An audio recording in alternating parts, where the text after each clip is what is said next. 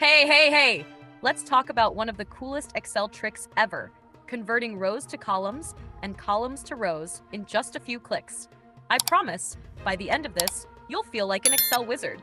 So imagine you've got your data lined up in rows, but oops, you need it in columns. Or maybe it's the other way around. Don't panic. Here's the magic formula to save the day. Hack step 1. Grab your data. First, select your data, rows, columns, whatever you've got.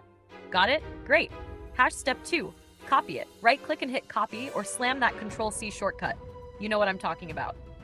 Step 3. Pick your destination. Now click where you want the flipped data to show up. Found the spot? Perfect. Step 4. The magic moment. Here's where the Excel magic happens. Right-click, go to Paste Special, and then hit Transpose. Boom! Your rows just turned into columns, or vice versa. How cool is that? But wait. There's more magic coming your way. Dynamic transposing with the transpose function. If you're thinking, what if my original data changes? Do I have to redo all this? Nope, Excel has you covered. Here's what you do. 1. Select a blank area where your flipped data should go. Type this equals transpose A1Z1. Just replace A1Z1 with your data range. 3. Now, this is important. If you're on older versions of Excel, hit Control-Shift-Enter. But if you're on Excel 365, just press Enter, and voila! The data flips and updates automatically. Magic, right? Bonus shortcut.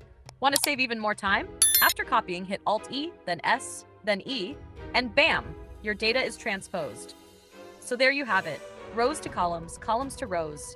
No sweat, no tears, just pure Excel awesomeness. Try it out and let me know how much time this little trick saved you. Oh, and don't forget to like, share, and hit that subscribe button for more Excel hacks. See you in the next one.